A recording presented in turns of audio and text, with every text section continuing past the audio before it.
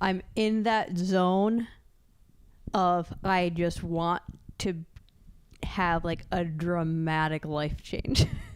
Well, I don't care. We were talking about moving, and you kind of like brought up like, well, what if we stay in Florida? And just the like craziness of that, it like excites me. Is the opposite. It feels so safe and so like we're planning on leaving, so that I am like wrapped my head around. To where the staying feels like, oh, you could just like sit in this. But yeah, I think if it wasn't California, maybe I'd choose that. But because California, it would be hard for me to let that one feeling of crazy outweigh never getting to live there again.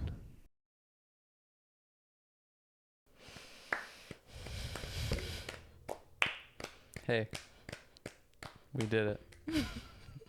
We finally did it. We are staying one more year. One more year. One more year.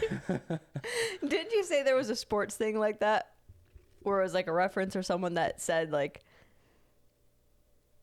They always do it like when they're re-signing to the same place or something. Or even if like a free agent's going to a new place, they always like put some sort of Instagram post or something that's like catchy. But yeah, there's a lot of that like... Somebody that re-signs the same team, again, they're whatever. like, let's run it back. Run it back. Yeah. So let's run it back. Florida, let's run it back. Florida, we're running it back. One more year. I think what I was thinking of was on Fighter and the Kid when they interviewed, what was his name? The fighter. And Brian was talking about like, did I see you say one more when you were getting into the Hall of Fame Chael award? Sonnen, yeah. And he was like, I did, but that was not like me coming back for one more year. Well, he was saying like no, one more for the bad guy. Yeah, one more for the bad guy. And they were both like, okay, good, because you are too old and it was making us nervous. Probably almost 50. Yep, we're staying one more year. How do you feel? Mixed bag. Mixed bag. I feel very excited. I think especially because we're making this decision in the summer here. All of the non-Wisconsin people are just like, bag? Bag? What did you say, bag? Drink break. Is last year we got so bored because we just didn't do a lot of stuff, but I think we're going to be better about that this summer. That the times that we were off during the travel season, I liked when we would like go to coffee shops in the morning, and we've like had a full how long where we're doing beach walks every morning, and we kind of have figured out our routine. That even last year, I don't think we really had that. We didn't have like a lot of things in our day that was stuff that we were looking forward to doing, but also was so here Florida specific. Like it was this beach that we're going to, it was those coffee shops in the cute downtown area, and like it feels more neighborhood to us now. Or I don't say to us, I feel like based on how you've communicated it. Yeah. Like we go to the same types of restaurants and bars, and for happy hours, like we go to the same spots, and we like know some people that we go to, and we just like see them and are like talking to them when we go there. That I never knew, or not maybe I never knew if I wanted that. Maybe I just age, maturity, changing of what I like or want, or I'm liking that. I feel like I've said this on our other episode. I'm liking that sense of community now, and having that, I don't know.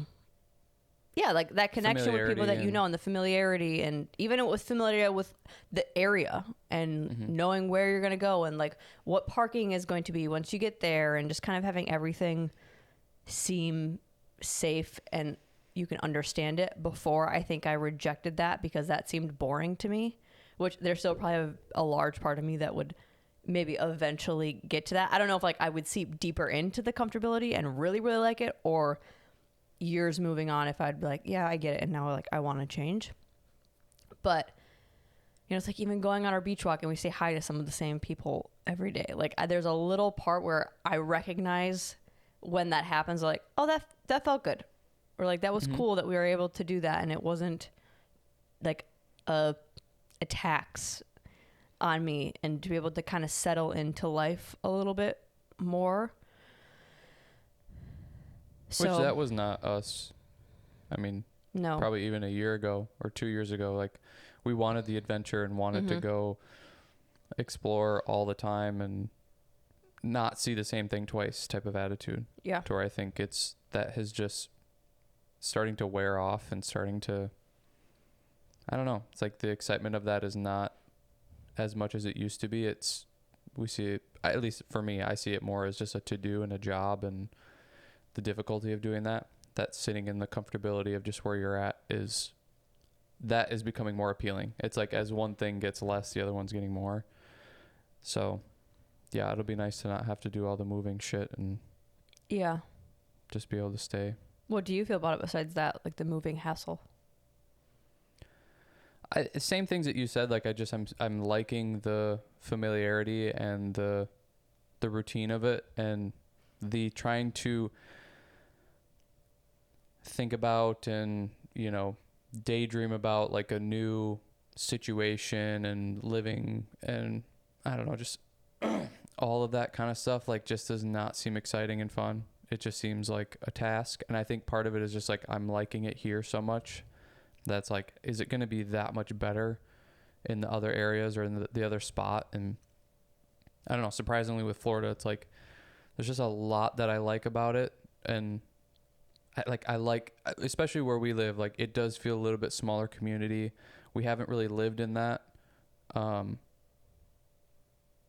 less traffic, less like it's smaller, so we figured out like all of the different spots, and we have the spots that we go to. Like it's much more like how we grew up, and I think I'm starting to get to liking that. To where before it was like I want the big, I don't know where anything is. Like it's the excitement. It's just like everything's new and different every single day. But with here, I don't know. It's just like it's warm year round. That's nice. We can go outside. It's sunny every day. We can go outside every day. Like we've been the most active we've ever been here, and it's just because it's nice every single day. You can go for walks. You can do it. Like you want to be outside. That's what's kind of weird. I've never really wanted to be outside before, to where being here, I'm finding that more and more, that I just want to be outside. I want to go do something. I don't know. It's just, I think it's weird for me because there's nowhere that we've lived that I'm like, that I've really, really liked, to where here it's like, there's more things that I actually like things. I guess that's a better way to put it. It's like, there's nothing that I really liked in the other spots. It's just all just here, and it's fine and it's cool. But there's so much that I like about here that is really surprising to me because I'm not used to having that feeling at all. I want to dive into a different route with that, but let's dive. But I want to try to go in order for my organizing in my brain. Otherwise I'll forget things. I still did really like California. Like there was still that intrigue. I still had that feeling like, oh, I want to still experience this. I want to still live here. I want to, like, it's not enough to just vacation here. But it is weird. It was weird going back how different I felt as a person. And that's kind of what I want to dive into that route of, like, I think whether it's everybody experiences this with age, I don't know. But every place we go, realizing more and more into like a deeper level of you're taking yourself everywhere. I think for us, it's easier to challenge that because of the physical location that you're in. But for other people, I could see that being the case too with relationships or jobs or like just, I don't know, like your major hitters of life, I guess, that it's like, yeah, you like it here, but you're also the happiest that you've been. Granted, you like the activities maybe more too, but I don't know. Like, yeah, I think you wouldn't like going to the beach for the walk. You wouldn't like going outside as much. You wouldn't like there would be so many things that you would just turn into a negative if you were in a shitty attitude. Oh, or, you know, like a not good attitude. Yeah, I mean, it's definitely not the place that is causing the liking it, I guess. Like, yeah, attitude in general is just better. So then you start to be able to see the bright side of whatever you're in. I think, like you said, because we've moved so much, it's interesting to be able to have those like very clear cut differences. Like, okay, we moved to California and this is what it feels like and this is who we are or becoming or whatever, but it's just in that place. It's not necessarily because of California. There's some influence, but it's because we're in that place. You can kind of identify me as that person in California. And then we moved to Texas and it's the same thing. Like, I can identify me as that person in this place. We have these like timeline like stamps. These segments, to where people that don't move that much, it maybe is harder to identify. You just kind of feel like everything is just slowly forming. It's like a lava lamp, just goes and forms into new things, to where ours is like very segmented. And then you come to Florida and it's the same thing. And I think what was weird for me about going back to California was just for that little trip, we went to San Diego, where that's not where we lived before. We lived in Pasadena, but there's still some of that same feeling, California feeling, and just like the visuals and it being around the people and all that's just kind of similar. What was really weird was going back to where we lived. Like we drove up to Pasadena and like went on the same walk that we would always go on when we were living there. And it was like that feeling of like, I don't know, it's the same thing. I'm sure when you go back to your high school or you go somewhere familiar that you haven't been in a while, like all of the emotions and stuff comes back, the good and the bad. And like the nostalgia of it felt good, but I attribute it to like the familiarity. Yeah. Because I didn't feel that same thing in San Diego. So it wasn't like a California thing, but we go to Pasadena, it's like, oh, all of this is coming back now. I mean, we were in town for 2 minutes. You're like, screw it, let's move here. Like, just like that overwhelming feeling of, like you get the safety. It's like, this is a place that we didn't even live for that long. Yeah, like 2.5 years. But yet you still go back and you're on the same streets and streets that you know, and it's just like, oh, this just feels like it's me. Like there's a part of me here. Yeah. Well, and I think that's what clicked for me is like, oh, you're wanting the comfortability and the familiarity. Mm-hmm. Like it's not even necessarily a California thing. I'm like, well, I've been wanting to go back home or just be at home here in Florida. And I think that's why we enjoy going back to Wisconsin too. It's our families are there and everything, but it's also like we know every, nook and cranny of the place. That same thing happened going back to Pasadena, and I was just kind of like, oh, this is interesting. Like, I'm not looking for the new adventure. I'm looking for the familiarity and like the same, I'm looking for the familiarity. And it was kind of like, for me, it's like, yeah, well then why leave? Like you have the comfortability, and I even said that to you, like, I think I was looking at apartments or doing something and I was like, oh, it's so nice to be able to like type in Naples and see a map. It's like, I know every little place or every little street. I'm like, oh, there's an apartment on this street or this apartment on this street. And just to know every little place, but to where when we're looking in San Diego, it's like, I don't know what areas are good, bad, what we would like, what we wouldn't, where the grocery stores are at, where the gyms are at, like everything that we would go do. So it's like, oh, I know where all of it is, where we live. And same with Pasadena. It's like, I know where all of the stuff that we would go to and do is in Pasadena, even though it's much bigger and probably would end up finding new things. But it's just like, oh, I like that base of knowledge of the area. And that is so much more attractive to me now than, when we moved to California or when we moved to Texas of like, let me get something new. Let me get something new. Even when we moved to here. Yeah. To Florida too. The nostalgia thing is weird because especially when it's experience like that, where you can actually almost like physically go back and be there. Like when we were driving on the streets and we went on the walk, and it's like, oh, there was a time in my life when I was walking on this exact street. We were talking about these things. We were looking at these houses. It's like you think about maybe something back in high school and you like reminisce on it and you have this like good nostalgic feeling. and then being able to like physically everybody go back to that moment. Like you can't always do that. So there was something trippy about that, like the pull of what that feeling had. Because I was like, yeah, like I like San Diego. I would really want to experience living here. It was something different. I really liked it. And then, yeah, as soon as we got back into Pasadena, and I was like, oh, I just want that life again. Like I want the same exact, I want to go on this walk. I want to feel this again. Even though that would then just turn into your daily life, there was something about the intensity of the nostalgia of like, I want to go back and go to the same grocery store and go to the same restaurants and go like do the same walks and try to see the same people. Like I wanted everything to be, I wanted to like experience the nuance of it again. Mm-hmm. And then when you can get so close to almost having that feeling, like experiencing it, it's so funky.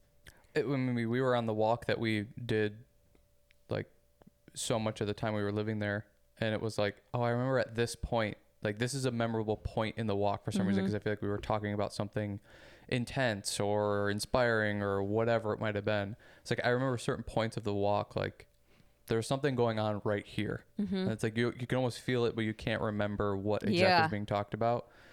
And I remember saying on that walk too, it's like, oh, I just want to like finish up and go back into our apartment. Yeah. Like in there. But it's like, that's not, we got to go back to the car and leave and whatever. It's just like you want that. That is the biggest difference to me of like now versus however long ago, is just wanting the familiarity versus the new. I didn't want anything to ever be the same. I wanted to move every single year and experience something new and it be different every time. I don't want to, like, that's me in general. Like, I don't want to watch the same movie twice. Like, I will wait 5-6 years to watch a movie that I've already seen. I will always pick a new movie. I don't want to watch the same thing over and over again. So that the fact that that's changing is kind of weird to me. But then it's also a realization of like, I always pick on my siblings about how they've all have kids now, and it's like their social like zeitgeist stopped when they had kids. Sure. It's like they make the same references, they reference the same movies, they joke about the same things. Like what they think music is the same, or yep, like they don't have new music that they listen to. Like it's the same. And I think there's something funny about have kids. So in parents, yeah. You have kids, and like all of that just stops. Yeah. Until maybe they're out of the house, or maybe at some certain point, like you feel like you can start getting back into the world. But I'm like, oh shit, I feel like that's starting to be me, as like, I don't want to try a new place. I want to go back to the tried and true. The tried and true, the same restaurants, the same grocery stores. Like, I don't want to do the new area and figuring that out. And I think there's something too. It's like, I don't want to listen to new music. I don't want to. I know what I like. I don't want to make new movie references or like new jokes. Like, I want to do the same thing that has made me laugh for the last 10 years. Yeah. It's like, oh, I'm starting to understand that. Yeah. Well, and I don't know. That's like a weird, like, it's so clear, the visual in my head, but it's almost like and again, I think it's because it's also, there's a different, like, you're literally seeing different things every day, and that's attached to maybe different, where your job looks a little bit different, our relationship looks a little bit different, the way that we dress is maybe a little bit different, like food that we eat, everything is kind of correlated with where we were living. That it's like thinking of being in Wisconsin and then California and then Texas and here. I think there's like an outline or a version of me and then of us and each one of those places, that it's not like, oh, I'm taking me with me. It's like I'm leaving a stamp of myself in every one of those places. And then when I go back, like I'm almost like, oh, I'm just like going into my mold. Like I'm going back to that. And not in like, oh, I'm reverting to my 20-year-old self, but it's like I always have a place in any one of those spots. Sure, yeah. I think that's the whole high school reunion thing. It's like people go back and they're the same person that they were in high school. Like you just fit back into that mold, like you said. I don't think you necessarily mean it that way, but there is tendencies of that where like we go back to California or go back to Pasadena specifically, it's like we would go to the same restaurants again. We would go to the same grocery stores. We'd probably start getting the stuff that we used to get in California that is different than what we get now. It's like we'd probably revert to some of the things that we used to do there because that's the environment or that's what is around. But it would be interesting of now just whatever, growing, being older and having new experiences of going back. And it's like, what new experiences do you take back to that place? Oh, yeah. Oh, yeah. Compared to just going back and it's like you do the same stuff you were doing before. Yeah, I think the piece of it with the mold part is I feel like I belong in every one of those places. There isn't like that's unfamiliar to me, like this new territory. It's like, no, I've been here before, so I'm familiar with it, and like I will fit into the society again, just like I did before. I don't know, the adjustments, like we were 20 years old. We lived there before versus 26. That I remember even saying that in the car when we were driving around. Like, oh, I feel like I'm such a different version of me, and it feels like I'm much older coming back. Just by the approach of things. Like something silly, but like we got a rental car. When we were living there before, we would have never spent the money to get a rental car, or our communication throughout the day or what we like had interest in doing like wasn't as similar, or there was just less stress about every little tiny detail. It's like, yeah, because we figured out more of how to do this. We know how to go to a place and figure it out. We know what we generally like, so we're going to avoid other things. We know how to like just the lack of stress, I think, which makes sense. Like, again, you compare a 20-year-old to a 26-year-old. That was our first time living anywhere else outside of what we know and what we've known for that however many decades, 2 decades. The people that we know, you go to the same stores, like we were leaving all that and having to figure that out. And the excitement, but also the fear of that. I think when you do that so many times, then going back to the same place where you had to do that, I'm like, oh yeah, I wouldn't approach this in the same way at all. When I was even feeling that of like, it seemed like on the walk I would feel certain emotions or like it'd be weird or I'd think about certain things. And I was like, almost like looking at myself as like a younger version. It's like, oh yeah, you just didn't have it figured out then. And it's like, I wasn't going back into getting stressed about that stuff or feeling that I don't know, just like I was feeling what I felt then, but then with more experience of like, oh yeah, you didn't know how to think then, or you didn't know how to like just do certain things or have certain tools. And it was weird. It was so weird. It was literally like going back and observing yourself in that environment as a younger person. Like what probably going back to high school and walking the halls and everything. It's like you almost have this out of body thing where it's like, oh, I can see my younger self operating through the halls. And it's like, even the way I'm walking is different. Like I don't even walk the same, or I don't carry myself the same, or like my thoughts aren't the same. Like everything is so weird. I'm not wearing the same stuff I wore then. Like you really are just like separating from you at that time and looking at it. And it's, yeah, like you said, it's super trippy. And this might be such a drunk person way to talk about it, but on that walk specifically, it was when I had almost like equal balance of both sides of that. Of I would remember certain conversations or think about like, oh, I would think about this a lot on the walk. And it's like, that's not even in my world anymore, or like wouldn't be a stress. Like I would think 2 seconds about that now, and it was consuming me before. So I had that where I was like, wow, that's so cool that I've grown or I've gotten better at a lot of things. But then I also had the same where like I feel like we're the same. Like there's so much of the base foundation of who we are that has not moved. Yeah. Well, and that's what's weird about it, is it's like it's still a lot of you. Yeah. but there's things that have changed and it's different, but it's still mostly you that you're observing again. Yeah.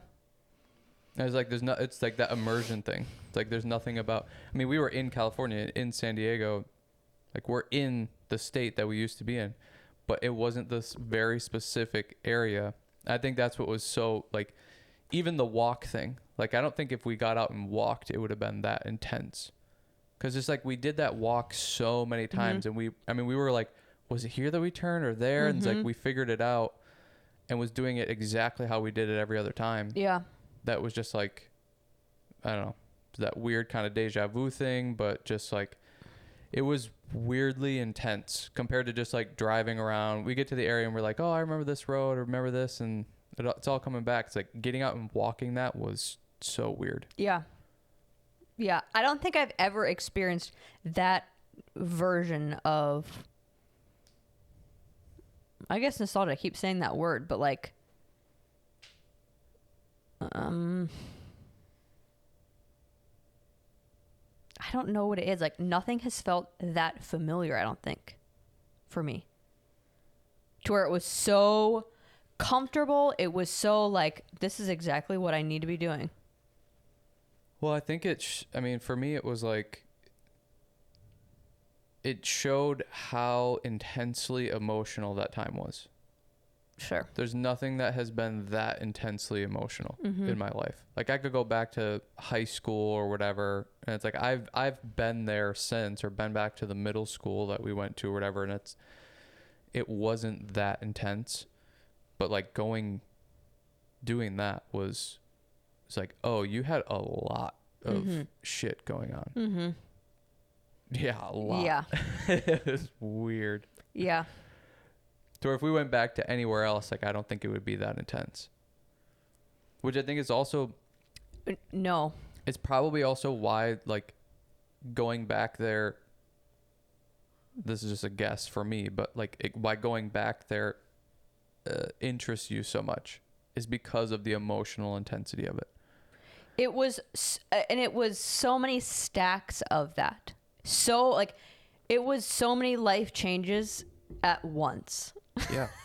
Like, ever since then, every move or every other life experience growing up, it's not you're doing the first every single time you're doing it. It's like first time living with somebody, first time figuring out like a very intense relationship, first time living away or out of your own house. You're having to figure out how to be an adult and in a very intense environment. You're trying to figure out the career. You're trying to figure out what you even want to do with your career. You're a young adult also just like trying people on, basically. Like, what kind of version of myself do I want to be? On top of, again, the intensity of the environment of,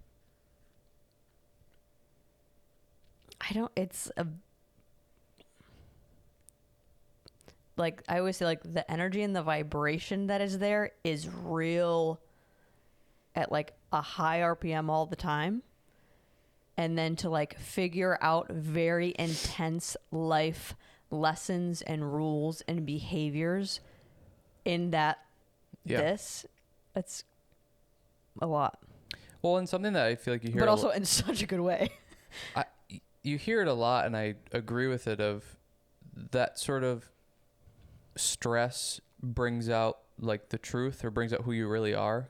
And I think that when you're living in a place that is just permeating stress and intensity and energy like that, it, like, I'm sure New York is the same way. Yeah. Where it's just like it is just so, I don't know, it's just like so hustle and bustle and competitive, and this, like, it's just, you can tell there's just like this, it's like this ball of energy buzz, that's just, buzz that's just never ending, that it brings out who you really are. And it's like, oh, that version sucked. Like, that version of me was like, there was so much that had to be dealt with. Yeah.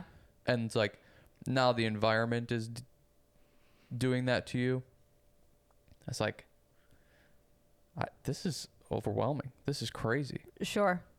And when you're out of it and can look back, you can go, yeah, for sure, like, you were an idiot and everything was horrible and you sucked. In it, you're like, I feel like I'm like floating. I feel like I'm like keeping my head above water and it's okay. And then everybody else is like, that person's drowning. Why is nobody like, they're drowning. Figure out how to swim. It's so weird. It's so weird to be, I think that's where it's so difficult to be so like self-analytical, because you may feel like you're keeping your head above water and it's like, I'm just about like going, and it's, if you're on the outside, it's like, you are drowning. This person is drowning. They need help, or not even need help, but like they got to figure it out or do something different. That learning that skill is so hard, because I feel like every time you go another 4 years, 5 years, and you look back, you're like, still didn't have it figured out. Still, here's the weird areas. Like, I'm sure that we're going to have the same conversation in 4 years where it's like, hey, remember when we were in Florida and stayed and whatever? It's like, we were so fucking stupid then. It's like, look at where we're at now. And then another 4 years goes like, that is, but I think that is life.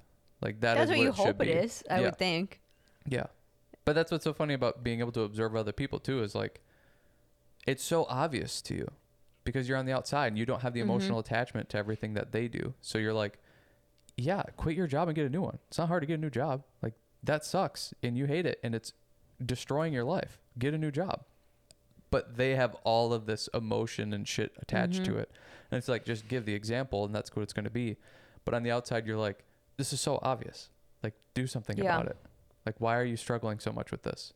And we have the same things. People observe us and are like, they're so weird in these ways. Why don't they just stop being weird? It's like, well, we have the emotional attachment to it. I wonder if all young 20-year-olds experience kind of the same thing. I think. Oh, they have to. Yeah. It's got to be. Just like 30-year-olds experience the same, 40-year-olds, 50-year-olds. I mean, generally speaking.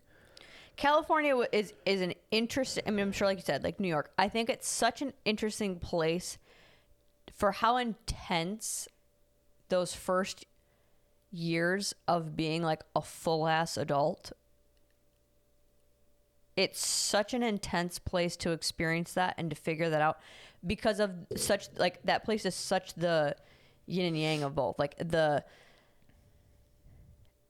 it's so, everybody is stressed, everybody is failing, everybody is like burning the candle at both ends, but then it's also so like beautiful there, and there are so many, like, the inspiration is there, the success levels that are there, it's like that is all happening at the same time, and then you got to just like figure out how to like be a regular person within that and utilize both and like figure out how to not get so much of this but still get this, but not like let it, you lose yourself in it.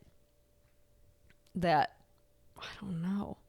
I mean, even like us, relationship wise, like when we first moved there, so crazy, but then like by the time we left to move to Texas, I feel like we had a really different grasp on us and our dynamic, and it's like that was only 2.5 years. It was like when we were living there, it was like when you think of like a workout challenge, whatever that you do for 30 days, it's like this is the hardest that you're going to push. You're going to be so dialed in, like everything is going to be full attack the whole time. That's what I feel like the whole living there was. It's like you're going to an intensive here. Yeah. Yeah, I think that's, you're saying like be a regular person. I don't know if you can do it there. Yeah. I don't know. That's not the point. Like, especially living here now, or even when we lived in Wisconsin, it's like, that's regular. Yeah. Like, there's no regular in California. Just like I don't think there's probably regular in New York. There's probably areas. Well, it's their version of regular. Yeah, and even that, it's like, it's miles away from what we grew up with. Yeah. It's like I feel like here has probably been I feel like here's the most similar to Wisconsin, and probably part of it is because we're around so many people that are from other areas and from areas that like from the Midwest, and they've moved down here now and live here, or I don't know, even the people that were born and raised here just seem more just even keeled, regular people, say hello, say thank you, like acknowledge that you're there, like trying to work with people and just like generally nice. We're not gonna like be overbearingly nice, or like it's just very normal, regular, to where I feel like with California or Texas, it's like they have a thing. There's a thing going on, and it's like you're either so overly nice that it's so fake, or like you're so antisocial and an asshole. There's not this like even keeled middle ground. And even the people that do seem that way, you start to dig a little deeper and it's like, oh, you've got something, like you got the devil inside you somewhere. There's something going on to where it just doesn't, I don't feel that here. And the only reason we probably feel that way is because of where we grew up. It's because we were around such normalcy, it seemed like, that you go outside of that. And I'm sure it's just because we grew up there. That's what we think is normal. People coming into the Midwest are like, you guys have a thing too. Yeah, exactly. You just aren't aware of it. Yeah. But like, again, going to the familiarity. Yeah. It's like I wanted to get away from it for so long and wanted something new that I'm just finding myself going more and more back to the familiarity. I want the comfortable, I know what's going on. I know what the people are going to be like, or what the general area is going to feel like. And it's weird.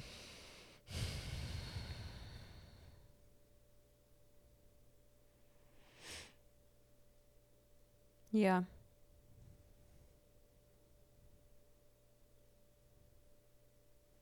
That's what's cool. Like I've always wanted to like, okay, I want to experience all of those things, or like I want to see what everybody kind of like, what's everybody's deal? Like, what's your thing? Let's figure that out. Like, I want to move there and like see what it is, to where I don't have that as much anymore. It's more like I just want to keep reliving what I've already experienced. That was kind of my goal too. And it's like, oh, maybe that cup is filled now. Yeah. Like maybe I experienced that. I want to see what other people do and what other people are like. And I'm like, okay, got it. Now I know what I want or like, or it's like we went through that experiment process. Yeah. And we found like, okay, these are the things that we like and we want to be around and whatever. So where can we find that? Yeah.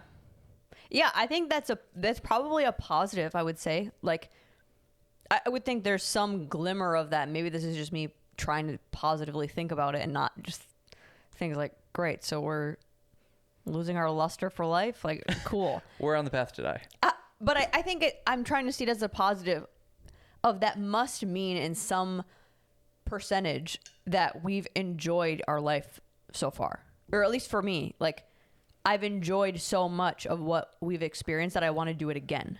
Not like, oh, I never want to go back to that. Or like, I'm so happy I'm out of that stage of my life. Or I'm so happy that that's not our day to day, or that's not our whatever.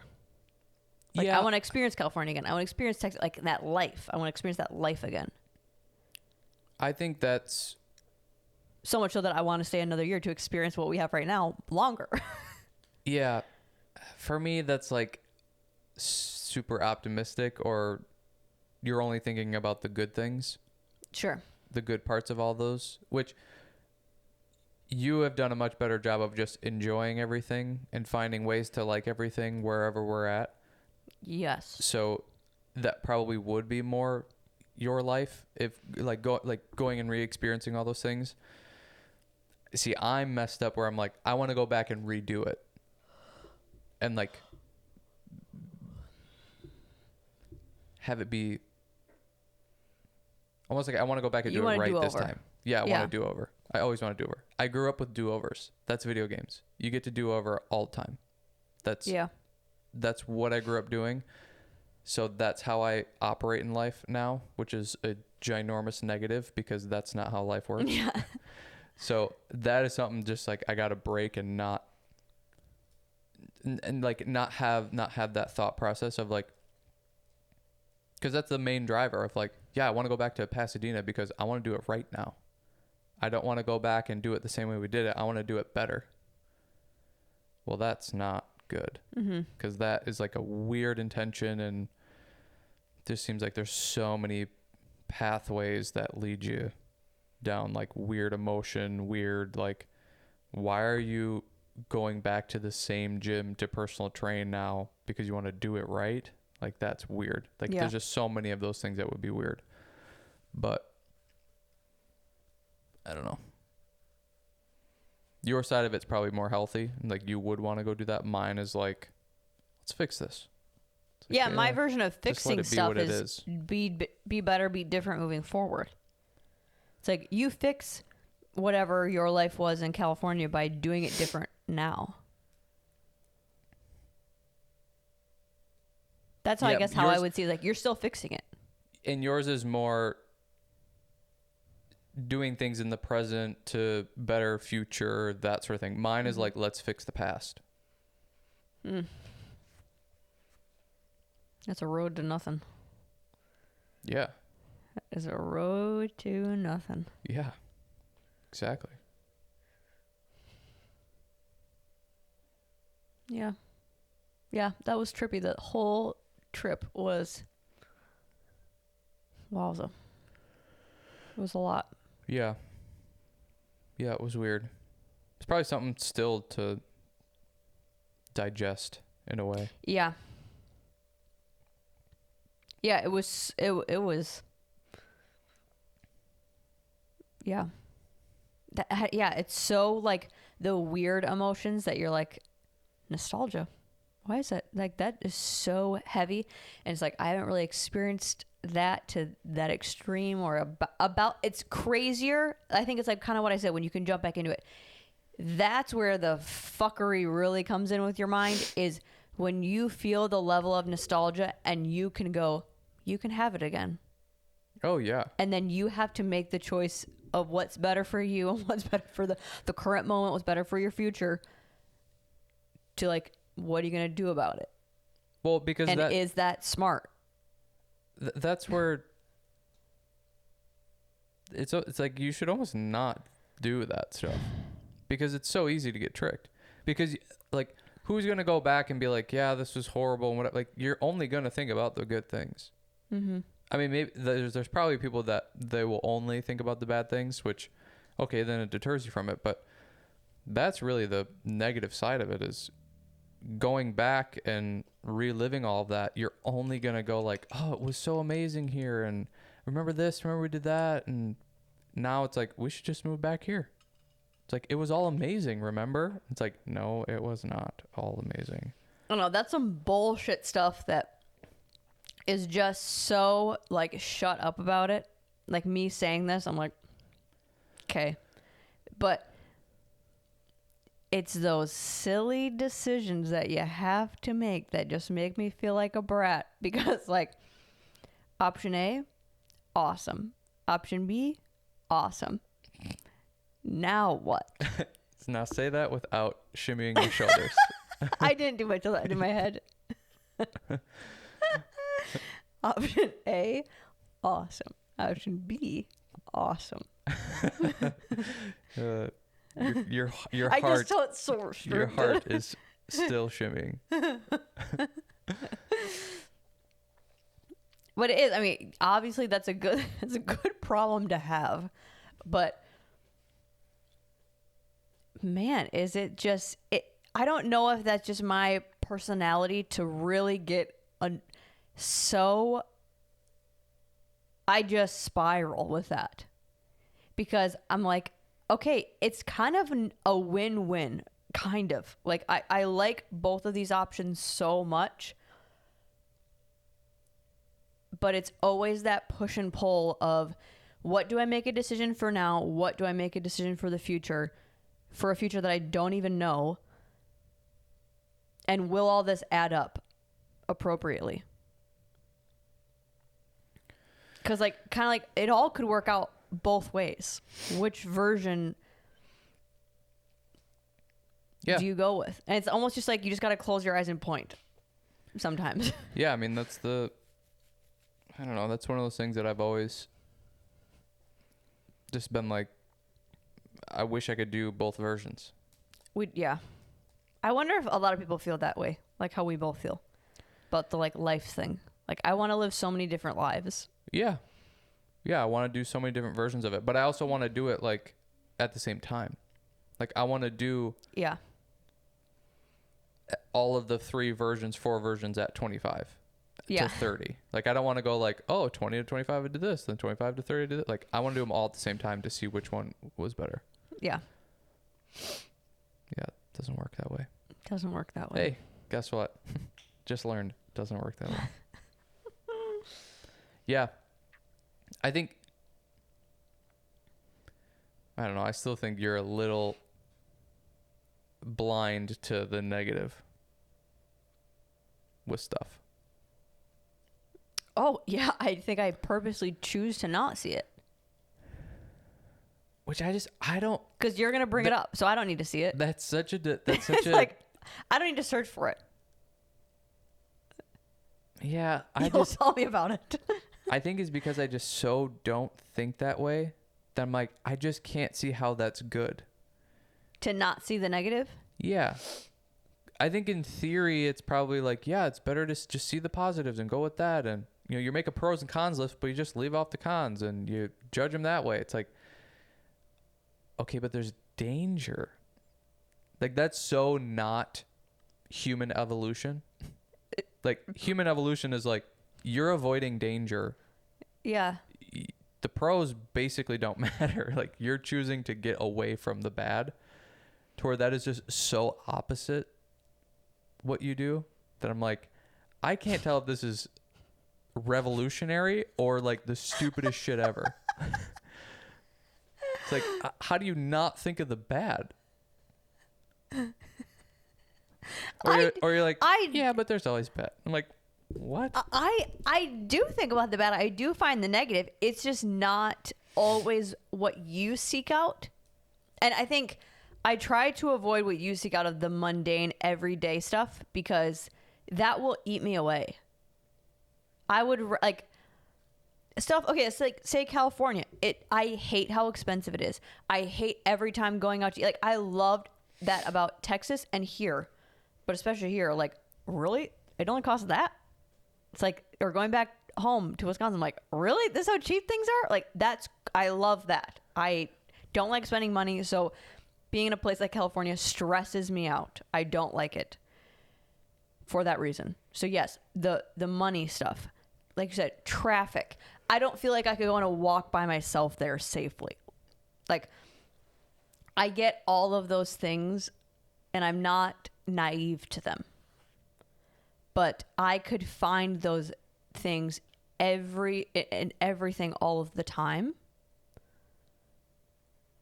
that I would just then not do anything. And I don't want to allow myself to be that. Like I was thinking about that when we were going on the walk the other day. I was like, do I actually like this walk or am I just doing this? It's like, it's one of my favorite parts about the day. But when I actually think about like, I don't like going on that long stretch that's on the busy road and we're on a stupid sidewalk. It's like so much of the walk where I'm like, I like getting to the park, but that's 2% of the whole walk. It's like, I could allow myself to go, I don't like this. And then every time we go on the walk, I'm not going to like it. I took away one of the best parts about my day because I'm nitpicking something. Yeah. Yeah, that's true. It's like, just like it and shut up. Yeah. Well, and that's something that we talk about just with society in general. These days, our days that we're aware of fucking society is like, everybody's just nitpicking everything. It's like what I don't remember what podcast it was, but Peter T was talking about that. Like, I'm giving you valuable information and all you can do is bitch about how I'm wearing AirPods. It's like, if you would listen to what I'm actually telling you, it could help your life. But instead, you're going to nitpick the fact that I'm wearing AirPods because you have some belief around the fucking whatever it is, EMF stuff. It's like, I said it this morning, like you're stepping over dollars to pick up pennies. It's that sort of attitude. Like you're avoiding all of the good feelings of the thing and just going like, yeah, but parking's going to suck. It's like, yep. What? Parking's going to like, that's such a shitty way to live life. You're not going to go do stuff because of parking. It's like the thing that you're going to do is going to give you so much more joy than the negative of the parking. Yeah. And maybe there's definitely situations where it's not going to do that. But if you have that kind of attitude towards life all the time, like no wonder your life sucks. All you're doing is thinking about the negative and you're never doing anything. You're never making decisions that you maybe would actually enjoy and like because you're stepping over, because you're going to pick up the penny or you're going, you're nitpicking and finding the one wrong thing about it. Your whole life is trying to poke holes. It's like, just stop fucking poking holes. Yeah. Like, and do the thing. Yeah. Yeah. Well, and the parking thing is a great example. Like, I don't drive, so I don't like bringing that one up for me because I feel like you easily go, well, you don't have to deal with it. But like, I think of going to Anchor Lab. I'm like, yeah, it's probably annoying for you too.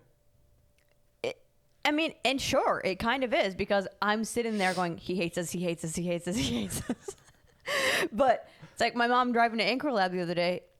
I'm like, oh, I should have thought of telling her where the other parking is. And it's like, because there wasn't parking in the lot, and we sometimes don't get parking in the same lot. We got to go across the street. It's like, she missed out on probably a much better meal ordering it from there than going to this other place. It's like, how many people then would go, well, we went there once and we could not find parking, so we never went again. It's like, man, you're missing out on one of the best places in this town because the parking is a little bit difficult.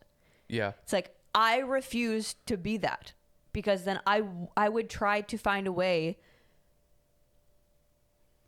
to, I don't know, like to validate my laziness, to validate my lack of effort to experience things. It's like, yeah, everything is difficult. When you think of going on a vacation, it's a hassle. You have to pack. You have to like if you break down all like what you're talking about, the negatives, you got to pack. You got to clean your house. You got to make sure that you have enough clothes or clean to do that. This is before you even leave the house. You got to drive your car to the airport. You got to pay for parking. You got to go for parking. You got to get to the airport. You got to like flying, that whole hassle just to get somewhere fun. There's a lot of people that probably are like, it's not worth it. It's like, you could be on amazing vacations, but just because you don't want to do some of the stuff beforehand that's going to allow you to not experience all these things, I just can't do that because then nothing would seem worth it. Yeah. Well, and I think there's a spectrum of that too. Of there's some stuff that's not worth it and you need to figure out how much of that is worth it. Like there's probably people that even going to the best vacation spot they could ever dream of, like all of that still does not it's just not. But them going and packing up a bag and going camping, that's like the perfect amount to them. It's like what we've talked about too with vacations specifically. It's like, man, 5 days is just too much. Like give me 2 travel days and 2 days there. Any more than that, like I'm done. Even after the first day, I'm like, man, we got a full day still. It's like, I'm ready to be done. But on the other side of that spectrum, there's the people that just don't do anything. And I'm closer to this side of you just nitpick every little thing until you're not doing anything. And then you're like, man, why am I unhappy? Why don't I like anything? It's like, because you don't do anything. You are more worried about the parking than the freaking concert you're going to go to that you like live music or like this person or whatever. And we do that too much. It's like it's just more and more it seems like people are staying inside their house and on the computers and nitpicking than they are like separating from whatever that is and like going outside and experiencing things and having fun. Mm-hmm. It's like you think about what our parents used to do. It's like they were never just sitting at home kind of doing nothing. It seemed like, sure. At least they're growing up. It's like they were out going and doing stuff and finding something to do and going to concerts, sneaking into concerts, going to movies. Like it seemed like everybody was out going and doing stuff. And now it's like, yeah, but it's a hassle. Like nobody wants to go to a movie theater anymore. well, you got to go there, you got to park, you got to like figure out a time of the movie that you're going to go to. And sometimes the time doesn't work. It's like, I'd rather just pay the $20 and order at home. It's like, I get it if it's not your thing, or like that is better, but how many of those things are you doing that with? How much of that are you lying to yourself if you actually do like it, but you just don't want to go through the hassle? So then you're making this narrative in your head that, well, it's people are there. It's, you know, maybe not the volume that I want, whatever. Right? I can't sit in my comfy chair. Yeah. It's like there's literally recliners at the movies. Yeah. And it's a huge screen. Like the room is built for enjoying movies. All of those. It's always the same reasons that people don't like it. I'm like, so the thing that they probably have mastered with movie theaters you don't like, got it. That's literally their entire job is to figure out how to give the best movie experience. But I mean, that's what I love about the Dave Ramsey and the credit card thing. So like, really? You think you're outsmarting the credit card company? The credit card company? Like, they've literally done all of the research and have figured out how to manipulate you. To make more money. It's like, but you think you're gonna outsmart them? Okay.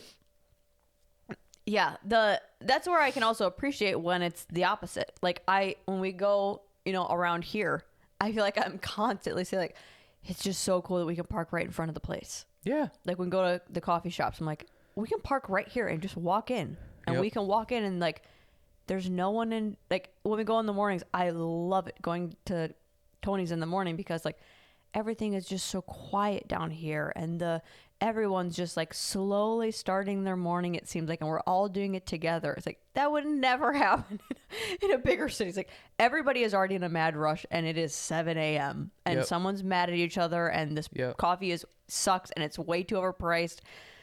It's like, yeah. So then when there's a giant line to get the coffee. Yeah. When you get the opposite of that, you can still appreciate it. But I don't know. I will give you a lot of credit though with that. I think I'm allowed and able to look at a lot of the positives because you handle a lot of the negatives or a lot of the logistics of it. Yeah, it's a balance. So I just get to have the fun part. Yeah.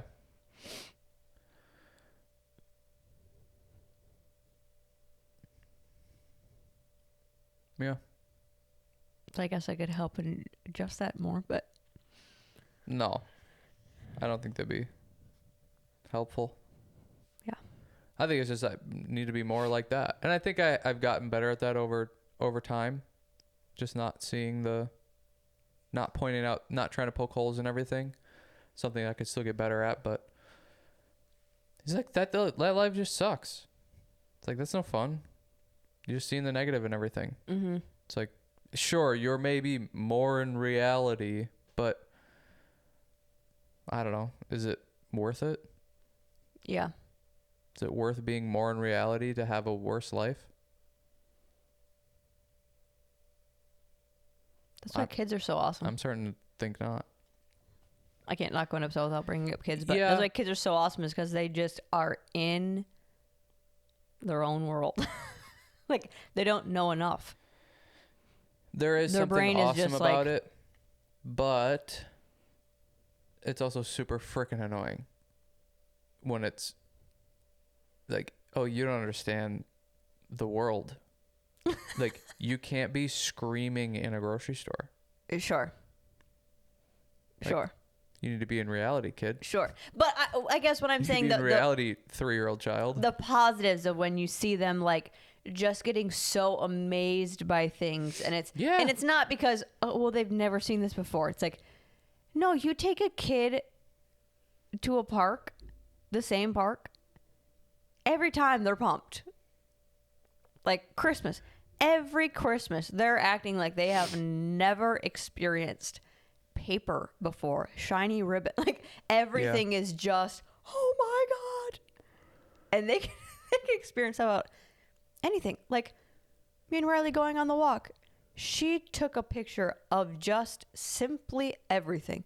The amount of like dead worms on the ground, leaves, the like trees, and she would actually stop and like look at it and just like take it in and be like, man, look at that tree. Or she's like, oh, it's so beautiful. I'm like, this is a tree. Like, he'd walk by and who cares? Yeah. But she was just like, man, look at the big leaves.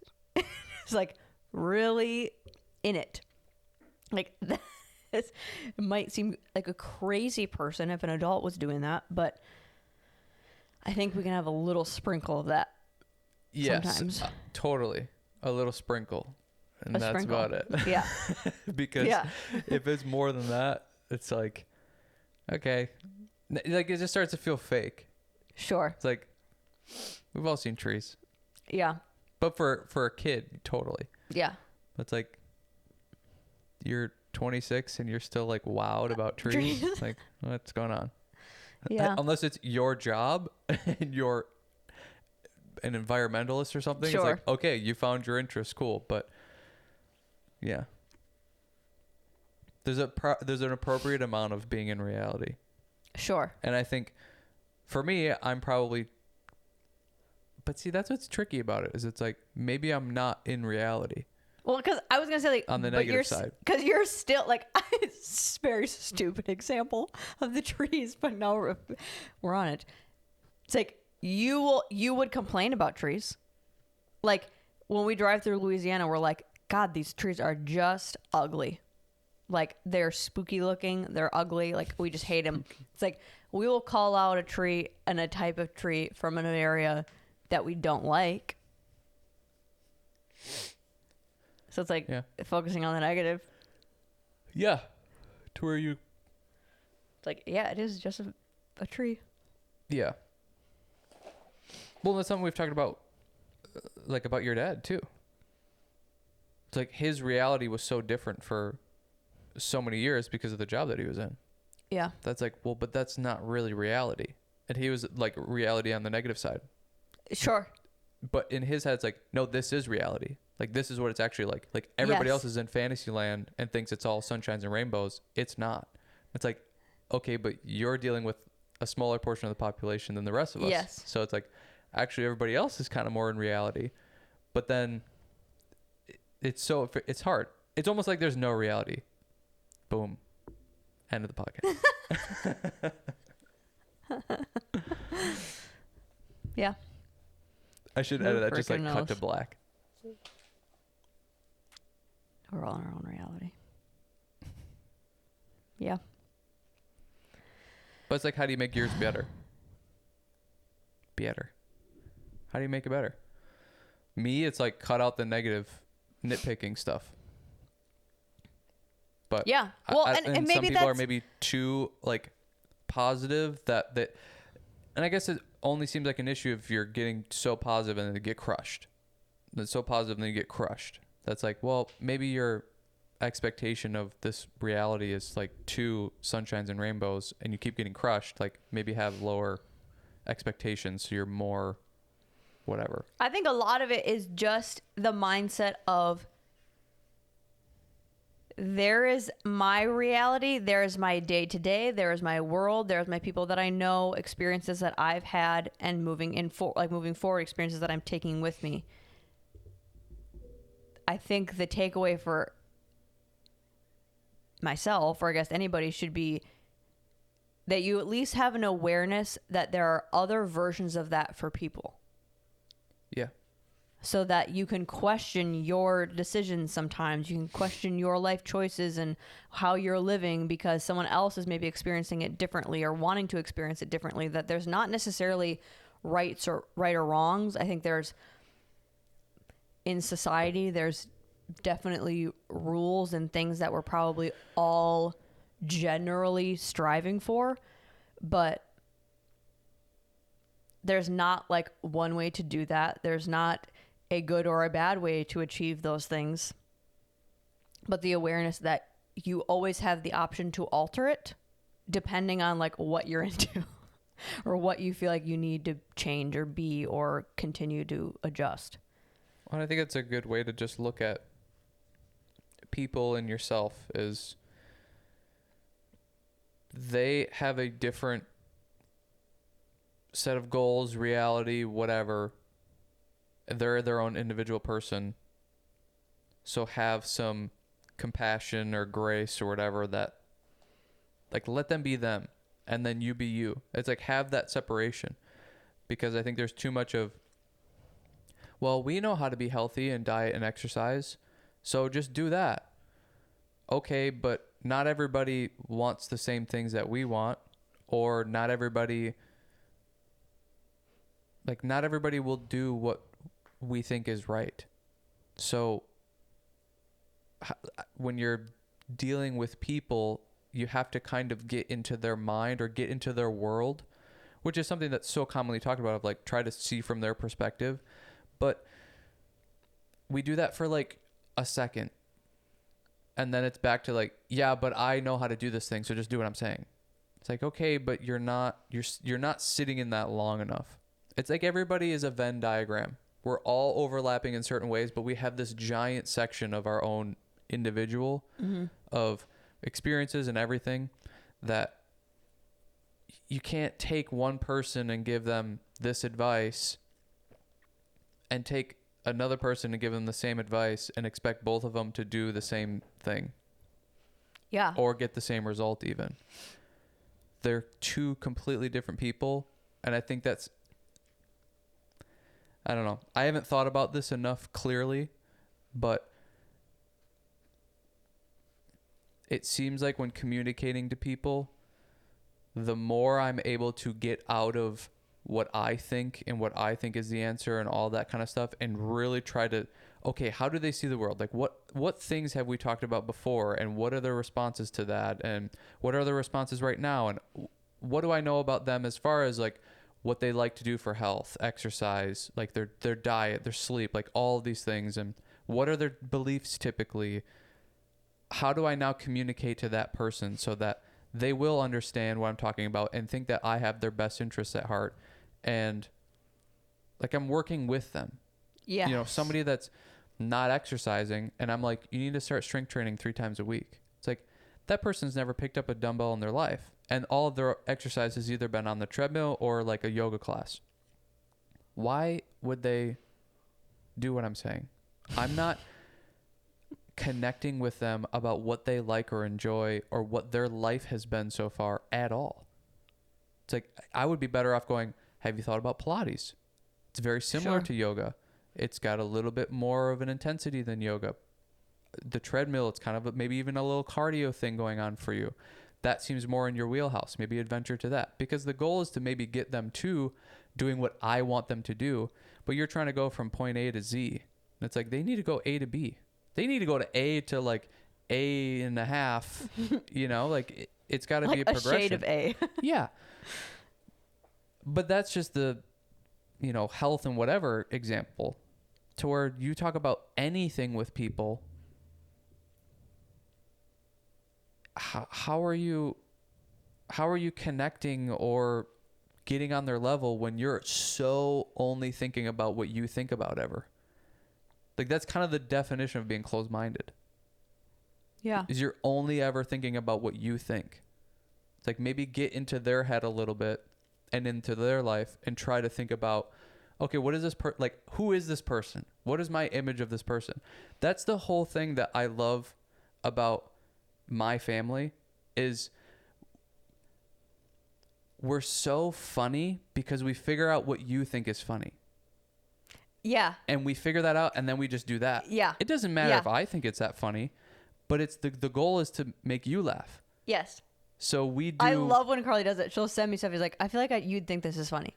It's like spot on every single time. Yes. And no one else would find this funny. Yeah. Like, she might not even find this funny, but she's like, she'll tell me, sort of like, I feel like you'd like this. Like, yeah, of course you know I would like this. And don't tell this to anybody else, because they would be like, what? Yeah. And I'm like, I get exactly what you're talking about.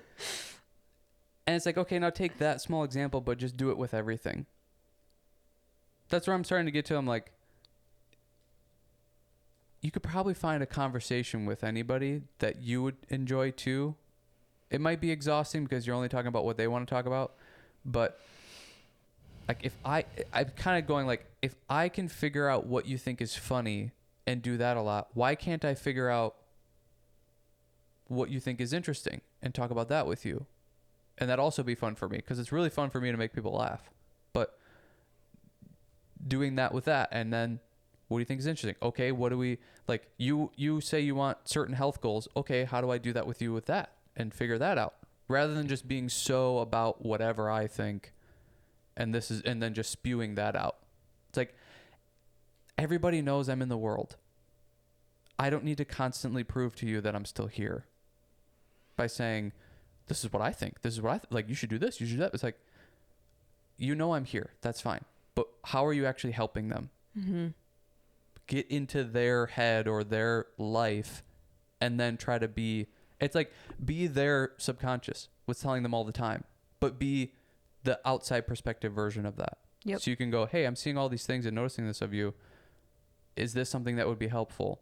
Rather than going like, well, I heard from Joe Blow that you're supposed to do 3 exercises a day and this and that, whatever. It's like, okay, that's just what you think, but is this person going to apply it or do anything with that? Right. It's so all over the place, but that's something that I realized a lot this last week. Yeah. With going on the marketing trip and spending time with your mom and stuff like that.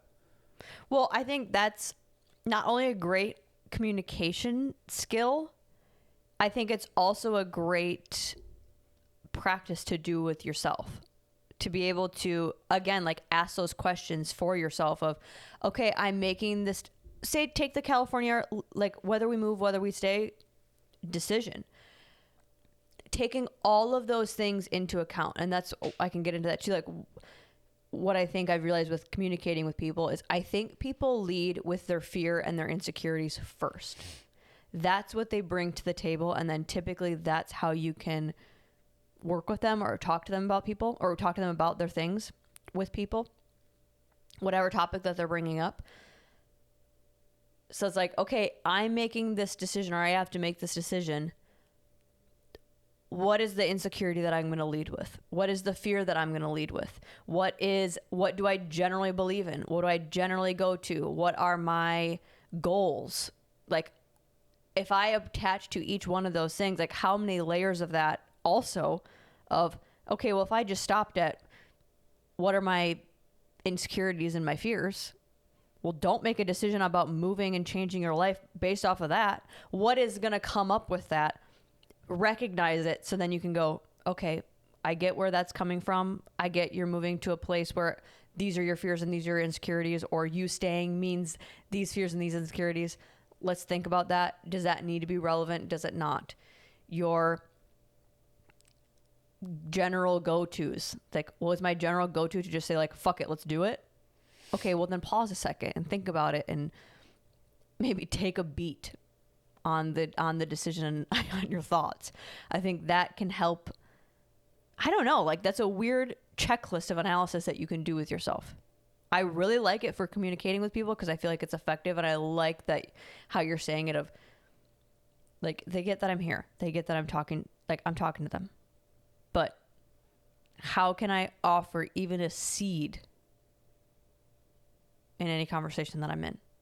Even if they don't take it, or I'm not trying to sell anybody in any conversation that I'm in, but what value can I bring?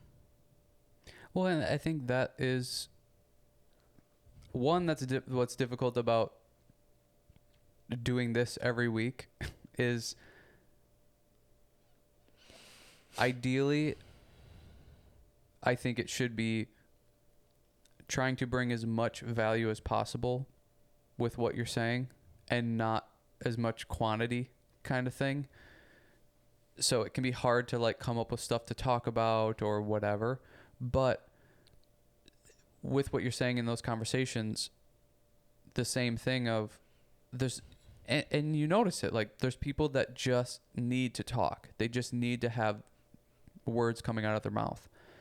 And they're not obsessed with the value of it.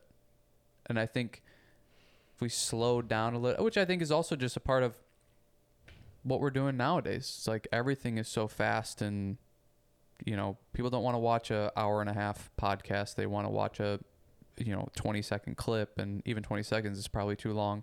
It's like they want it to be fast, and they want to go through, and they just want to spew it out. That redirecting that and going, like, let's just try to figure out how much value, like, try to bring the most valuable stuff.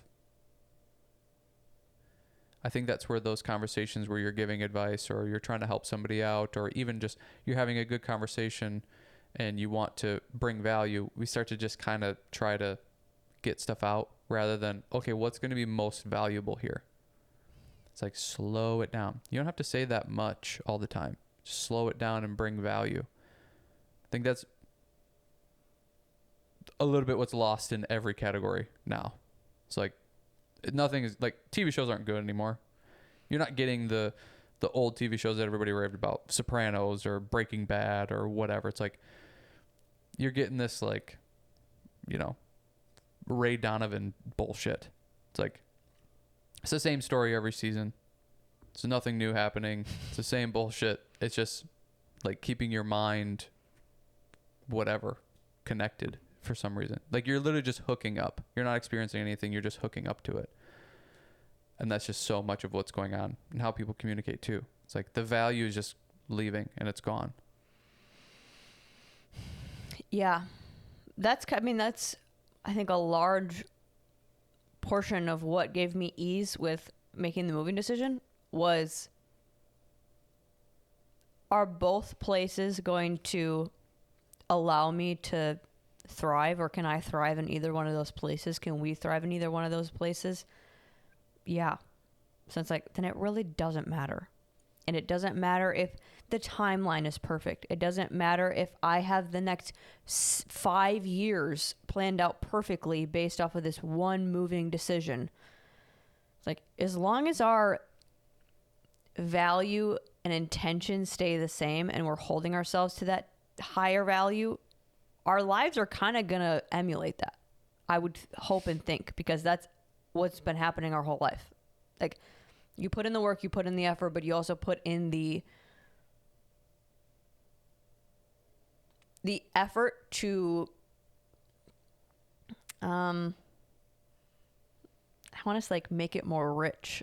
Like, yeah, make your value more rich, not just more or crazier or has to be different. It's like, no, just keep, like, making it richer and deeper and more self-aware and keep building upon your life. Then it really is like the win-win, and you can get, I got comfort, at least in that, of like, I don't have to make all the right decisions because I'm going to be involved in it. So it is the right decision. Yeah. I feel like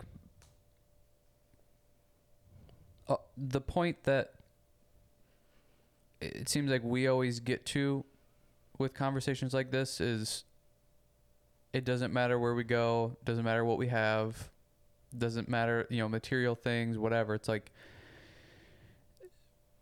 you're going to remember the valuable stuff, the time spent, or like, I don't know, the effort you put in, that sort of stuff. Like, it's not going to matter that we were living in this house or this area, or we had these items and these material things, this car, this whatever. It's like, that's none of the stuff that ends up mattering anyways.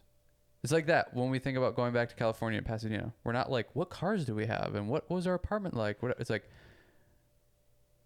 we were thinking about going on the walks and the experiences and the places that we like to eat, but those places connected with the experience of it. It's like, we would go to the food truck to bring the burritos back, to sit in our apartment and, you know, watch a show or whatever and eat that. But it wasn't, I can't even remember what shows we were watching. You know, it's like, or what the price of that was. Yeah. It's like, it was all just the experience of it. Yeah. And the more effort and energy you put into that stuff, rather than like, let me get a new car, or we got to be super specific about where we live and what house. And that everything needs to be perfect and perfectly done and said and planned out all the time. It's like, again, like we were saying with the conversation thing,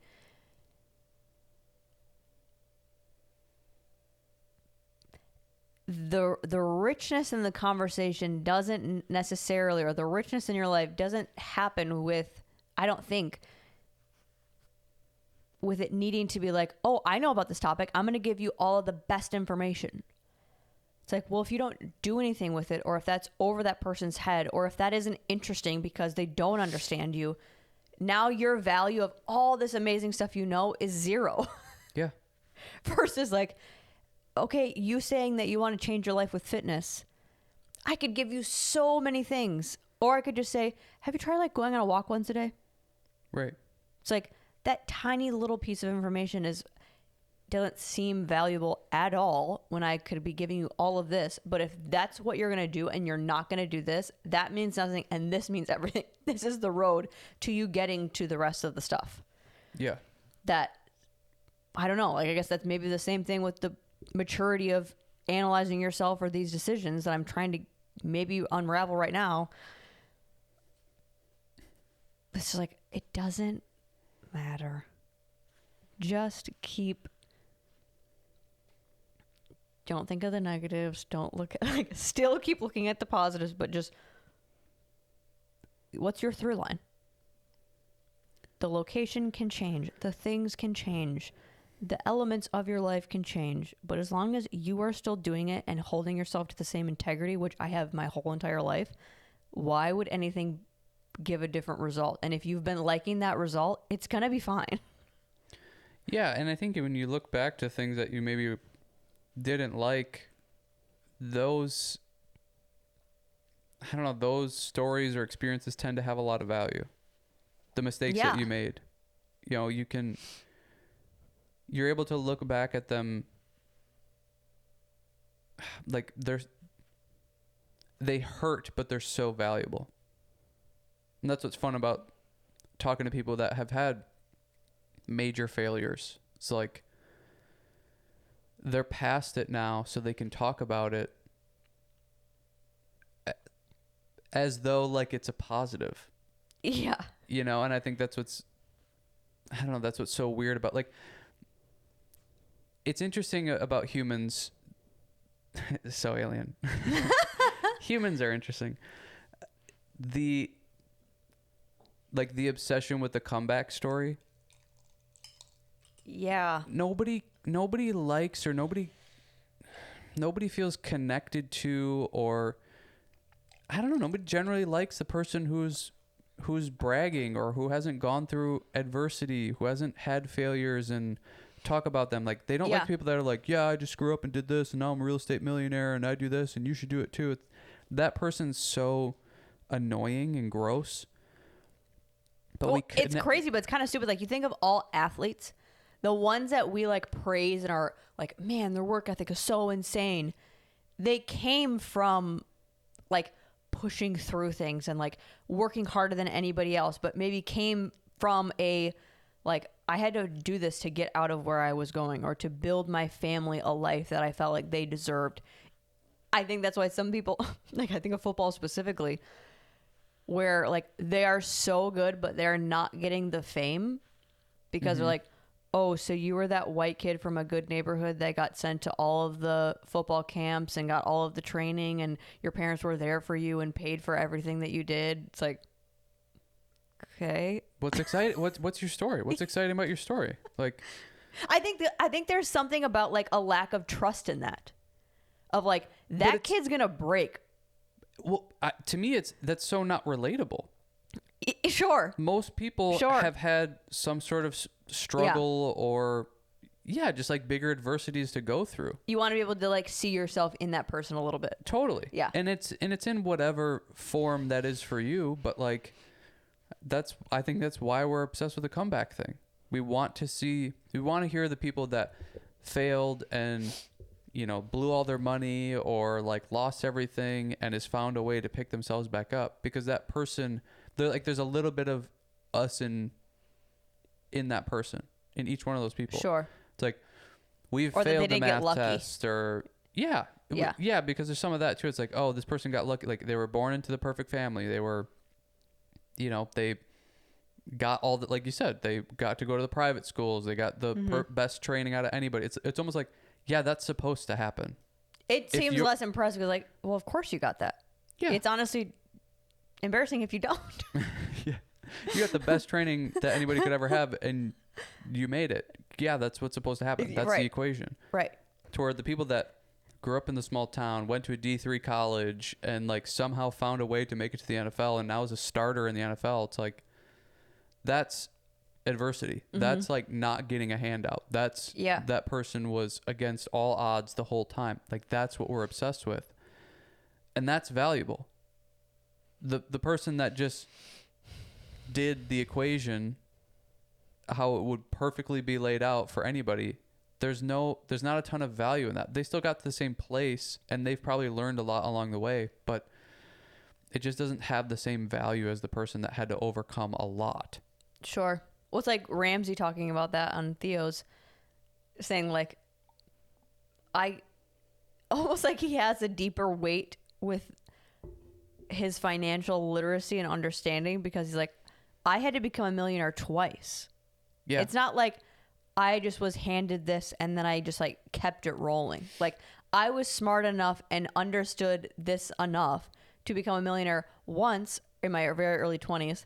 Then I was dumb enough to lose it, and then I had to do it all over again. I did it again. It's like, you almost have a little bit more of a trust in that person, because like, there's no way you would have gotten lucky twice, or there's no way you would have gotten lucky enough to get to that. Just like, you didn't fall into it.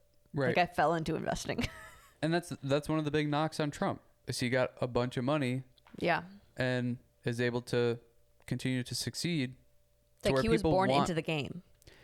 And people want you to fail and then come back. Sure. Like, we don't want you to just have the easy route or have the seamless route, because it's not relatable. That's not what everybody's going through. Most people are going through like struggle with money at one point, or struggle with health at one point, or struggle with something at some point, and then they like end up coming out of that and are better on the other side. And what you were saying about Ramsey too, it's like, you trust that person more because they've actually experienced it. Like, how am I supposed to relate to Trump with money issues? I mean, granted, he maybe has had a ton of them, but maybe he's a bad example. Take somebody else. It's like, I can't relate to you. Like, you're saying this is how to be a millionaire, how to make a bunch of money, but you've never been in situations like I have. I think because there's something to, like you said, the relatability. You even think of like people that have, entrepreneurs that their first 3 businesses failed. That gives you for me, I think it gives me a sense of security and safety to go for it.